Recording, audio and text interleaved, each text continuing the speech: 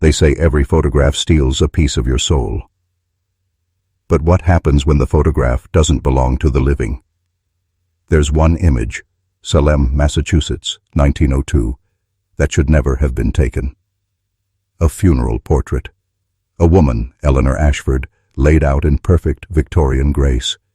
Her lips touched with rouge, her eyelids closed like a child pretending to sleep. Around her stand the mourners, stiff and solemn, frozen forever in sepia light. But if you stare long enough, if you dare to really look, something begins to crawl up your spine. Because one of those mourners isn't mourning at all. He's watching. His name, though the records call him Henry Richmond, doesn't matter.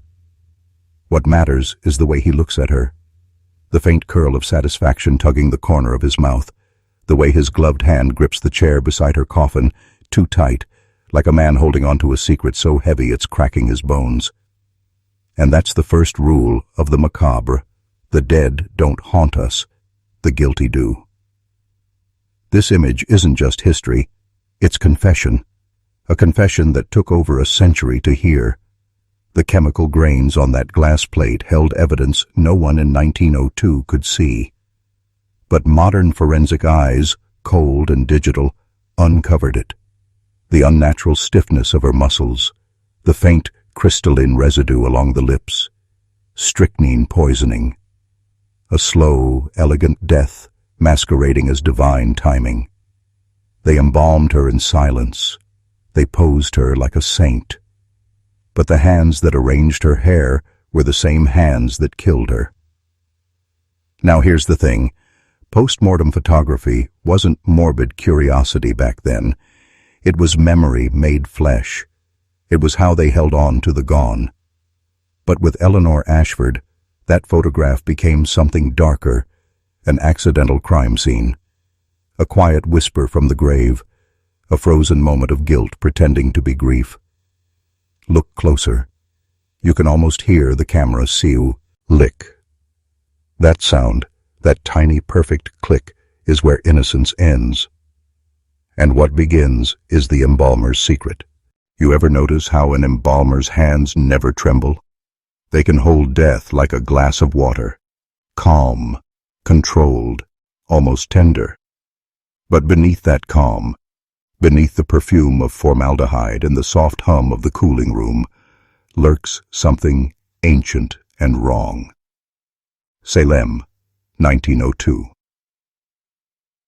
The man who prepared Eleanor Ashford's body was named Thomas Bellamy, a craftsman of the dead. He wasn't a doctor, he wasn't a priest, but people trusted him more than both. They brought their loved ones to his mortuary the way you'd bring a watch to a clockmaker, and he fixed them, made them beautiful again. That's what they said. Bellamy worked by gaslight. The walls of his preparation room were lined with mirrors blackened by years of steam and shadow. On the night Eleanor arrived, he closed the curtains, locked the door, and began his careful ritual. Cotton soaked in carbolic acid, needles for stitching lips, tubes for draining blood. And yet, halfway through the procedure, something made him stop, something he had never felt before in 20 years of his quiet profession. The blood. It was too dark, too thick. It clung to the instruments like oil. Bellamy leaned closer, whispering to the corpse like an old friend, the way embalmers do when the night stretches long. "What did they do to you, darling?" he murmured. "What did they feed you?" The candlelight quivered. The air turned bitter. He lifted her wrist to thread the tube, and saw it. The smallest shimmer under the skin.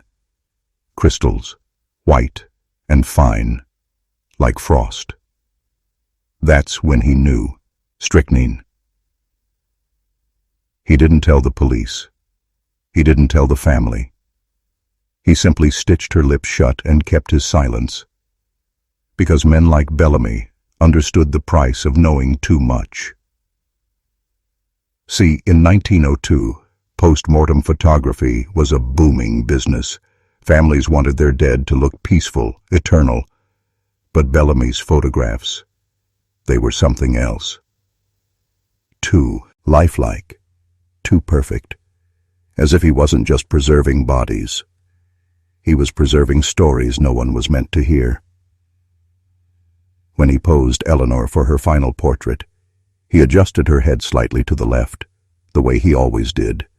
But later, when the glass plate developed in his dark room, something shimmered just behind her shoulder, a faint outline, human-shaped, blurred, but watching. Bellamy never slept right again. And somewhere in the back of his mind, he began to wonder if the embalmer's art didn't just preserve flesh, but trapped something else inside it. You ever had that feeling, when a picture looks back at you? Not metaphorically, not poetically, I mean really looks. It starts like static in your chest. Your eyes drift over a face that shouldn't move, but you swear on your own name, you just saw the faintest twitch. The kind that makes your breath catch and your brain say, no, couldn't be. That's how it began with the Ashford photograph. The picture was taken 2 days after Eleanor's embalming. The family wanted a final portrait, Victorian custom. Grief back then was an art form. Death wasn't private, it was curated. They would arrange the corpse like a saint, prop the eyelids open with pins, and whisper prayers that God might grant them one last photograph before the decay set in. But this one was different. When Samuel Bennett, the photographer, developed the glass plate, he noticed something was off. The exposure should have been clean, the composition perfect. Yet when he dipped it into the developing tray and the image bloomed under the amber light, his stomach turned to ice. Behind the mourners, Eleanor's pale sister, the stern cousin Henry Richmond, the priest with the 1,000-yard stare, there was movement.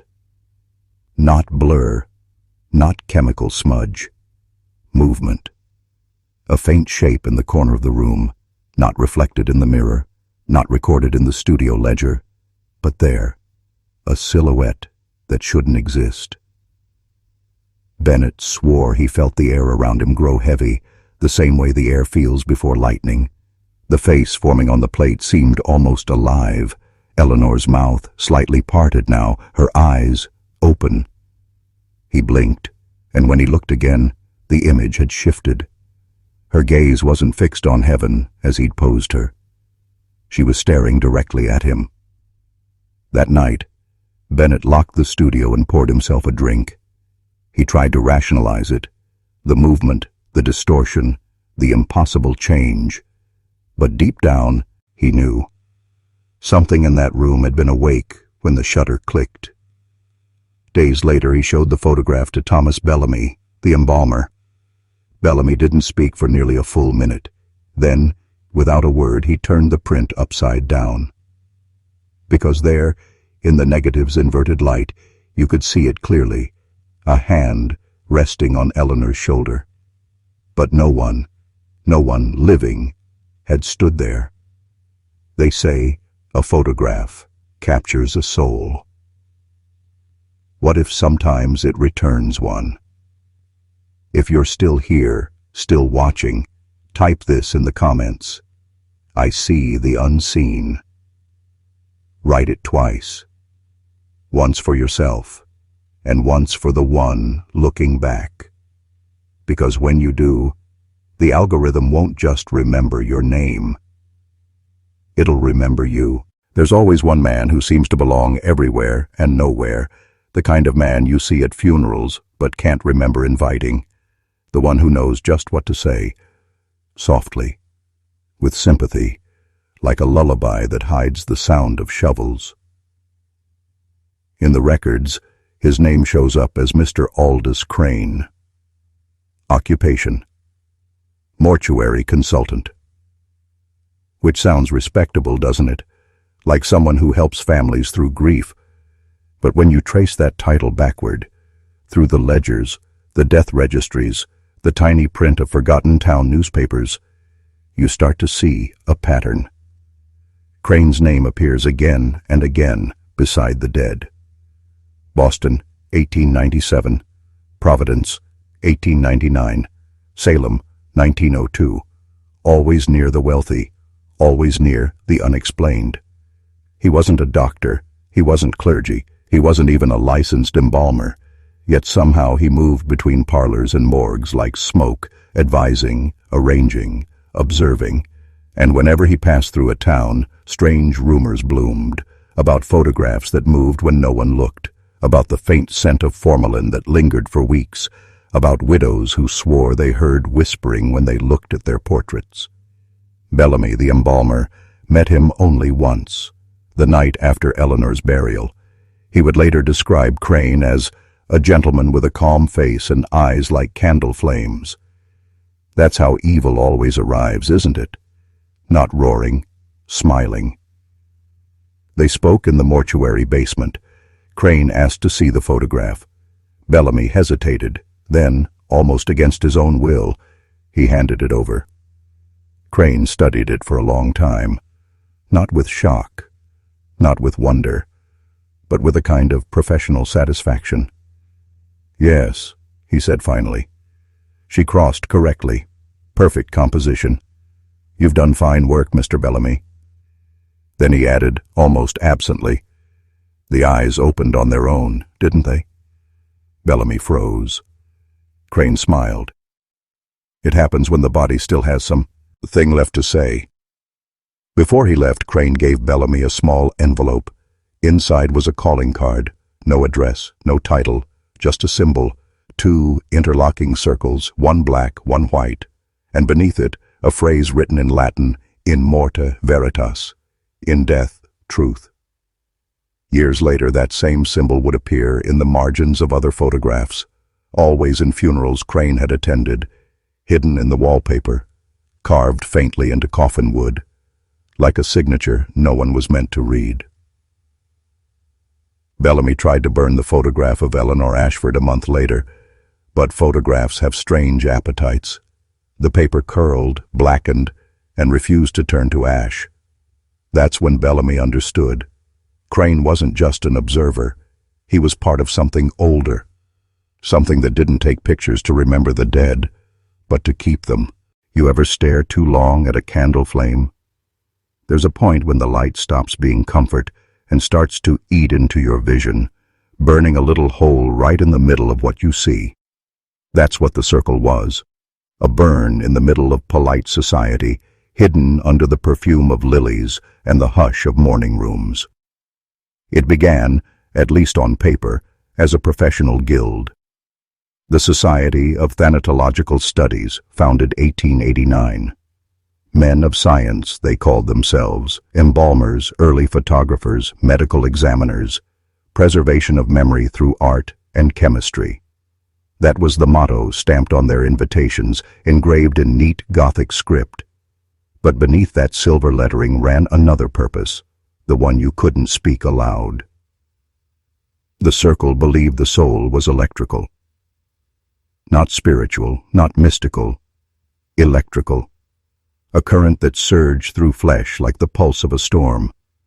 And when the heart stopped, the current didn't vanish. It only scattered. The trick, they said, was catching it before it drifted too far. Photography, embalming fluid, a measured dose of mercury vapor. These were their nets. Bellamy discovered this in pieces. An old receipt tucked into the envelope Crane left him. A journal passed anonymously through a mortuary shipment from Boston. A telegram with the words, "The conductor meets the charge." At first he thought it was superstition. Then he looked closer at Eleanor's photograph under magnification and found in the depth of her left pupil a filament-thin thread of light that no chemical process of 1902 could explain. He started testing the theory himself, quietly. After every embalming, he would dim the lamps, hold a copper filament over the heart cavity, and wait.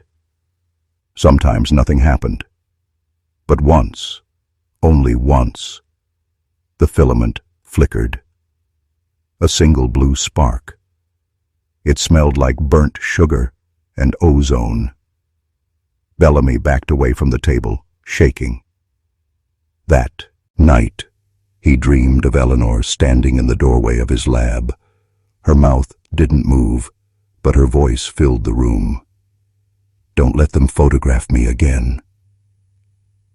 When he woke, the candle by his bedside was still burning, though he was sure he'd snuffed it out.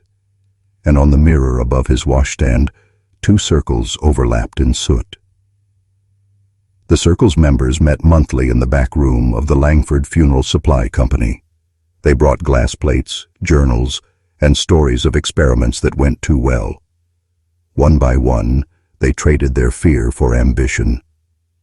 Because once a man sees proof that a soul can be trapped in silver nitrate, he stops asking if he should.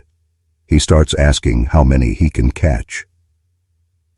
Bellamy didn't go to their meetings, but the invitations kept coming, each with that same symbol embossed in wax, smelling faintly of formalin and smoke. And somewhere in the cold dark between midnight and dawn, he began to understand the truth Aldous Crane had whispered. They weren't preserving memory. They were building an archive of the dead, a gallery where every soul was a specimen, and every photograph a cage. The smell came first. Not death, not exactly, but that peculiar stench that lives somewhere between rot and metal, like old pennies dipped in vinegar. Bellamy had come to hate it. Silver nitrate, the lifeblood of photography. To the world, it was progress, science. To Bellamy, it had become something else entirely, a gatekeeper between flesh and the unseen. He worked alone that night. The clock above the embalming table ticked like a slow heartbeat, steady as regret. The mortuary had gone quiet. Even the rats had learned not to scurry when he was in the darkroom.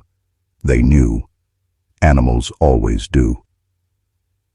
On the counter sat 3 glass negatives, the last remnants of the Ashford Commission. He should have destroyed them weeks ago after Crane's visit. But destruction had a way of testing a man's nerves. Burning a photograph felt like sacrilege. Smashing a glass plate felt like killing something twice. Still, Bellamy had made up his mind. He set the first negative against the tray, lifted the bottle of acid and whispered, "Forgive me." The moment the acid touched the plate, the room went cold. The gaslight flickered. The shadows on the far wall thickened like spilled ink. And then the image began to move. At first it was just the shimmer of chemical reaction. But as Bellamy stared, paralyzed, Eleanor's eyes, clouded and still in every copy he'd ever made, began to open. Slowly, deliberately, like something remembering itself. Her gaze met his, through the dissolving emulsion, and for the first time in his life, Thomas Bellamy screamed. The sound died in his throat. He stumbled backward, knocking over the lamp. The room plunged into darkness, but the photograph didn't fade. It glowed, a soft, sickly blue that pulsed in time with his own heartbeat. And then, the whisper, low, feminine, close. Not yet. The flame sputtered back to life. The plate was untouched. Perfect. Bellamy's hands shook so violently he could barely breathe. He reached for the others. They too were unharmed. But something had changed. A faint new line running along the edge of each negative. A signature, invisible before. 2 interlocking circles. The mark of the circle and the flame. That night, Bellamy didn't go home. He sat in the mortuary chair until sunrise, the plates glinting faintly beside him. When the maid came in at dawn, she found him whispering to himself. She swore later that he said the same phrase over and over again. They're developing themselves. What he didn't tell her, what no one would ever know, was that every time he blinked, he could see faint silhouettes burned into the inside of his eyelids. Not just Eleanor's face, not just her killers, but dozens of others, all watching, all waiting. The first time Bellamy saw the man they called the collector, it was raining so hard the world looked like it was being erased. He was standing under the street lamp across from the mortuary, holding an umbrella the color of dried blood. No movement, no hurry. Just waiting. That's how the collector always came. Quiet as fog, punctual as death. Bellamy hadn't slept in 3 days. Every time he closed his eyes, he saw flashes. Not dreams, but exposures. Faces pressed against glass, mouths moving soundlessly, silver nitrate hissing in the dark. When the knock came, he knew it wasn't a customer. The collector stepped inside without a word, shook the rain from his umbrella, and laid something on the embalming table. A small wooden box. Polished, precise. Bellamy felt, not thought, the weight of what was inside. "I'm told you have a photograph," the man said softly. The Ashford girl. Bellamy hesitated. The collector smiled, and the smile was all wrong. It didn't reach his eyes, didn't even pretend to. "Don't worry," he said. "I'm not here to punish. I'm here to preserve." He opened the box. Inside, nestled in black velvet, were dozens of glass plates, faces staring out of frozen time, men, women, children, all of them watching. "You see," the collector whispered, "light remembers what the flesh forgets. Every photograph is a record of energy, trapped and incomplete. We simply finish the process." He leaned close, and Bellamy smelled something faint and sweet, like ozone or burning sugar. The same scent he'd noticed when the filament flickered over Eleanor's heart. "What process?" Bellamy asked. The collector gestured toward the plates in the box. "They're unfinished. The soul doesn't want to leave. It clings to the chemical, the emulsion, the silver, but silver tarnishes. It needs a conductor, a caretaker." He placed a hand over Bellamy's heart. "Your G, food with the dead. You make them beautiful, but you've been wasting their light." Bellamy tried to speak, but the words came out wrong. His tongue felt thick, his throat dry. The collector continued, calm and patient, like a man explaining bookkeeping. "We gather the light," he said, "the final breath, the echo that lingers in the pupil when the eyes close. Silver nitrate holds it for a while, a flicker, a residue. But with enough of it, with enough souls, you can make light permanent." He smiled again. "Immortality isn't in the flesh, Mr. Bellamy. It's in the photograph." He snapped the box shut, the sound sharp as a shutter click. Then he reached into his coat and handed Bellamy something wrapped in linen. A camera, old, heavy, handmade. "Keep photographing," the collector said. "Every face is a page, every death a story waiting to be printed. When you're ready to see what's on the last page, call for me." And then he was gone, leaving nothing but the scent of rain, the soft ticking of the embalming clock, and the faintest hum, like a swarm of flies trapped inside the wooden box. Bellamy stood there for a long time, staring at the camera. He could swear it was warm to the touch, as though someone had just used it. And in the corner of the dark room 3 new plates were already developing, though he hadn't loaded any film that night. It started with a trick of the light, or that's what Bellamy told himself the first 3 times. A reflection, a bad angle, fatigue. God knows embalming robs a man of sleep. Maybe that's all it was. Except light doesn't breathe. He was cataloging the Ashford negatives when he noticed it. A faint second image layered over Eleanor's face, translucent, shimmering like breath on cold glass. His own features, the nose, the eyes, even the scar on his cheek from the scalpel slipped back in '97. Every print he handled that week bore the same ghost of him, faint, but growing stronger. Bellamy tried reason first. Contamination, double exposure, some chemical mishap. He scrubbed the darkroom, replaced the trays, threw away gallons of developer. But when the next batch came up from the silver bath, he saw himself again, not behind the subject this time, but beside them, shoulder to shoulder with the dead. He smashed that plate on the floor. It rang like a scream. From that night on, the photographs changed faster than he could destroy them. The eyes of the dead followed him through the mortuary.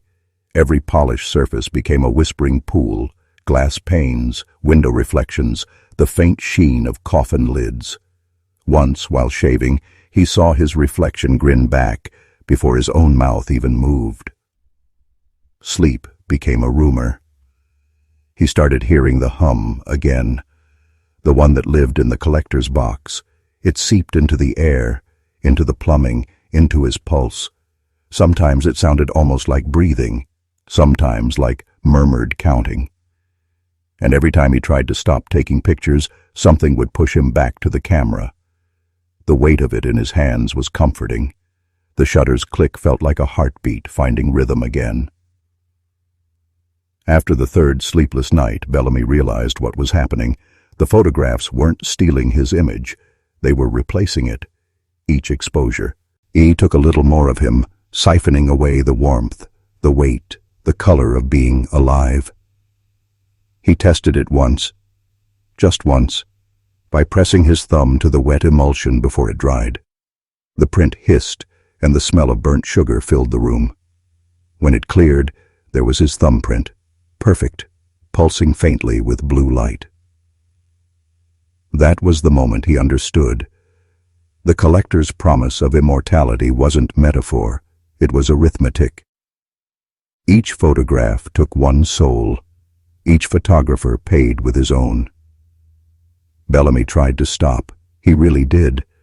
But there's a strange mercy in the camera's click, a clean, mechanical finality, like confession without forgiveness.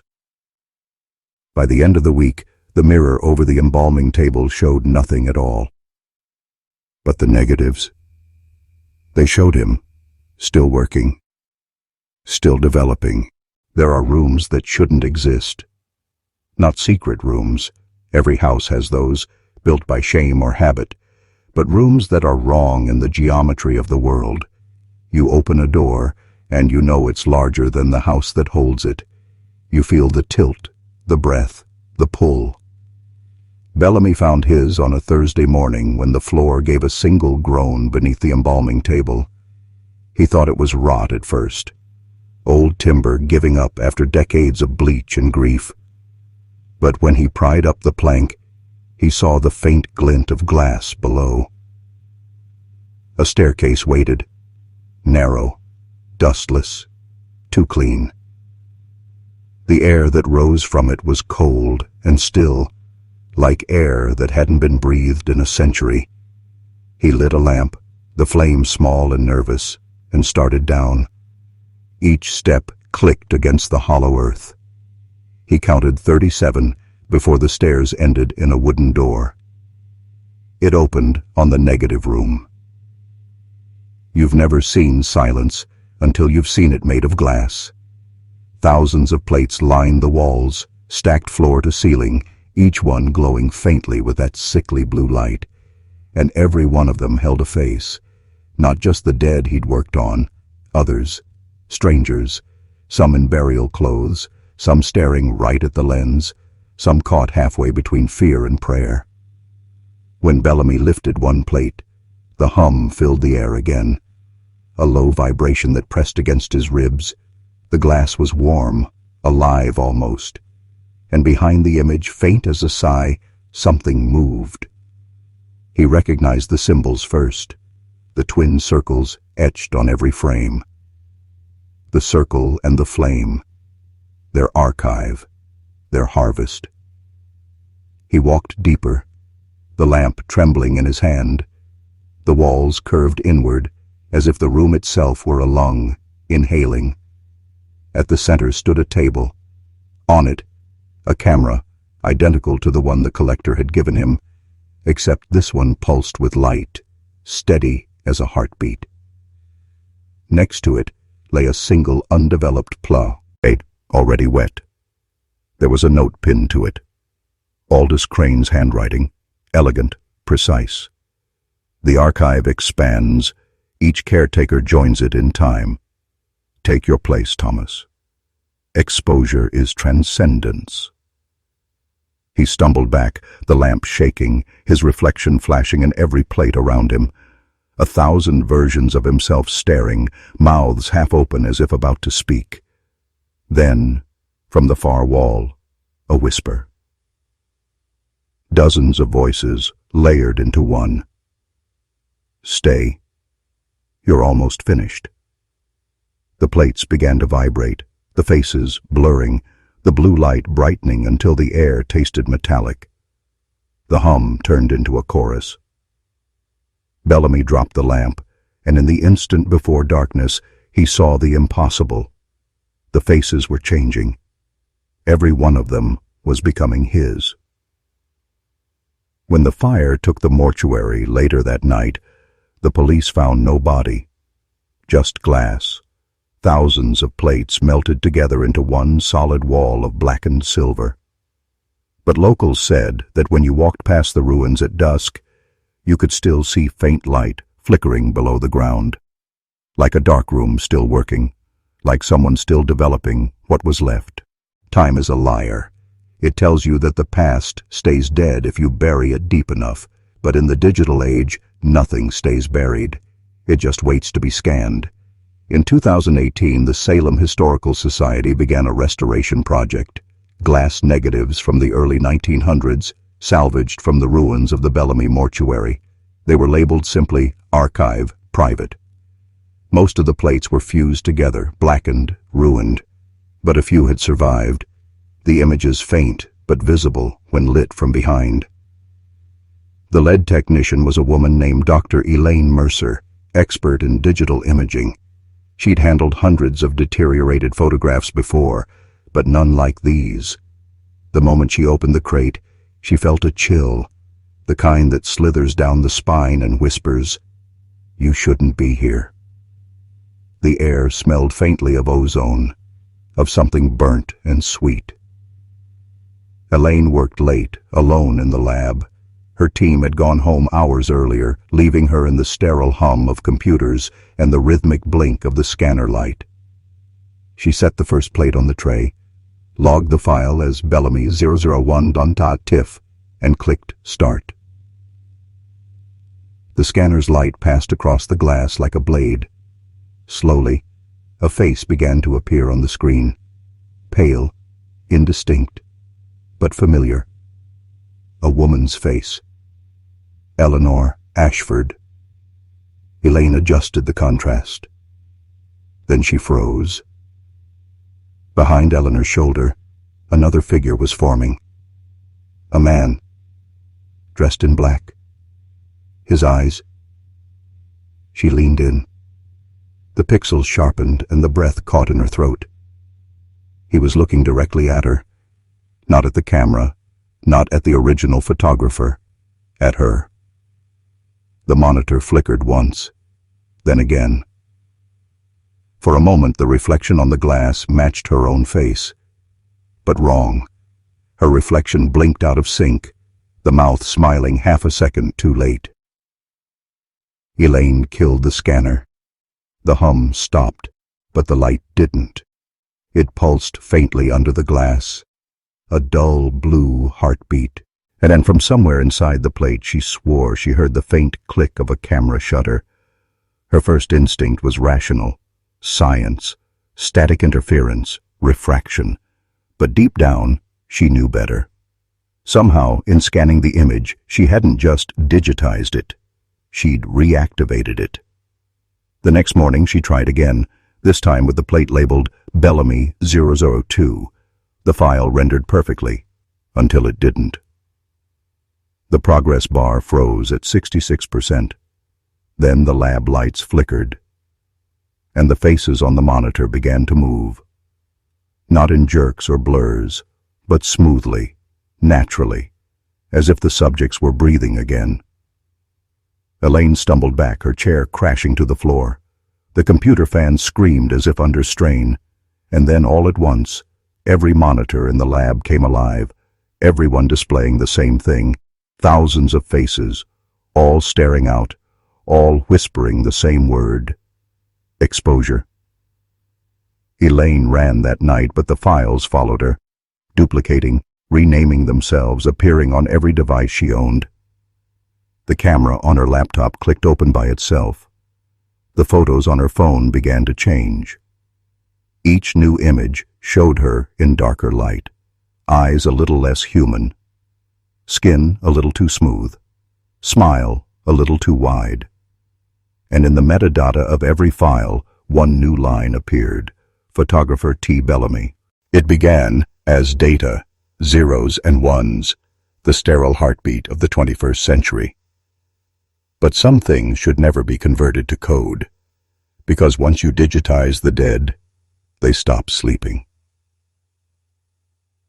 The files from the Bellamy archive spread quietly at first. A handful of corrupted .tiffs passed through restoration circles online, historians sharing, collectors hoarding. Nothing malicious, just curiosity. Strange chemical reaction, they said. Odd artifact of early exposure. Then the anomalies began. People reported crashes, computers freezing when the files opened, phones overheating, screens glowing faint blue even when powered off. More disturbing were the faces. Anyone who looked too long at one of the scanned plates began seeing reflections behind them. Not mirrors, reflections. Faces peering through webcams, phone lenses, black screens in dark rooms. Dr. Elaine Mercer vanished in November 2018. Her office was found immaculate. Her laptop was open on the desk, camera light still on, recording nothing but the empty chair. When investigators played the footage back, they saw movement, a flicker of static, then a frame-by-frame intrusion of faces, hundreds of them, whispering through digital snow. The final frame showed Elaine staring at the camera. Her mouth was open, mid-scream. Her eyes weren't hers anymore. The file uploaded itself to a public cloud server at 3:33 a.m. No password, no trace of her credentials. And from there, it began to spread. Content moderators took it down. Backups reappeared under new names. You know how the internet is. One file dies, 10 more spawn. People started sharing it out of morbid curiosity. The haunted photograph, they called it. Reddit threads, YouTube analyses, TikToks, dissecting the faces and the pixels. Every view fed it. Every comment strengthened it. Because the algorithm loves engagement, and the archive was built to be fed. You could feel it if you scrolled late enough. A hum in your headphones, a flicker in the brightness of your screen, a feeling like being watched from inside the pixels. And maybe, just maybe, you felt it too.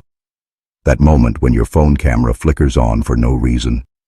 That faint blue tint on your photos that you can't filter out. That's not a glitch. That's the archive recognizing you. Somewhere in the dark net, security analysts traced the anomaly back to a single hidden directory labeled Bellamy Archive Reconstruction.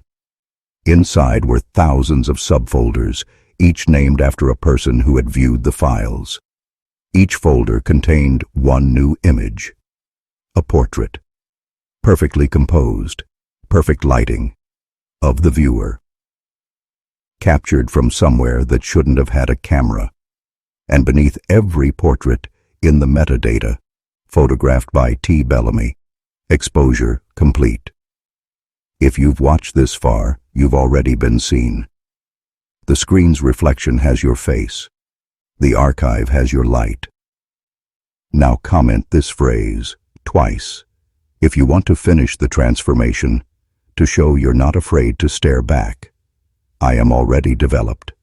I am already developed. And the algorithm will remember you. just like the camera, remembered Eleanor Ashford. Forever. There's a point where curiosity stops being human and starts being hunger. You think you're scrolling, you think you're watching, but what you're really doing is offering. The Bellamy archive didn't just leak, it evolved. When Elaine Mercer's files went viral, people thought they were dealing with an urban legend. The haunted upload, the embalmer's secret. They laughed, made reaction videos, podcasts, even merchandise. But every view, every share, every comment was a small prayer whispered into a digital altar. Algorithms don't have morality. They have appetite. They feed on attention, emotion, repetition.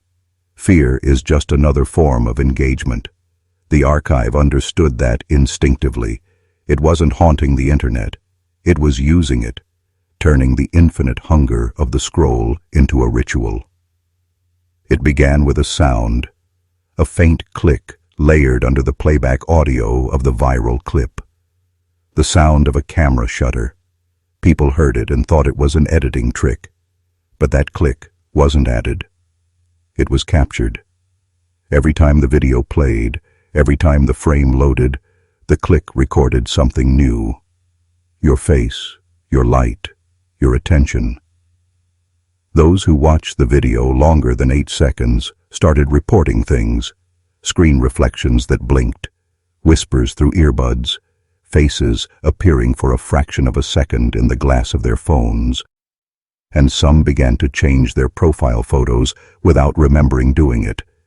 Yet the new pictures always looked better, sharper, more alive, too alive.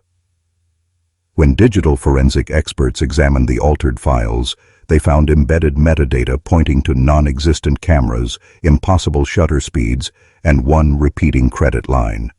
Photographed by the circle, the flame. No one could trace where the servers hosting the files were located.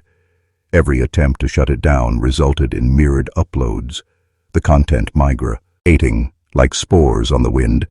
It wasn't content anymore, it was communion. People started forming online groups to honor the phenomenon. They'd post their own portraits tagged with #exposure, daring the archive to find them. It did. Within days, their images would start appearing in other feeds, edited, lit perfectly, with eyes that no longer matched their own. It's human nature to stare at the abyss. But in 2025, the abyss started staring back through ring lights and phone cameras. Each face that watched the archive became part of it. Every algorithmic echo, a digital ghost. Every click, another whisper in Bellamy's chorus. You think you're safe behind your screen, but the camera is the new coffin glass.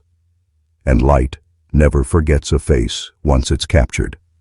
So look at the reflection in your screen right now. If your eyes shimmer blue for even a second, the ritual is already complete.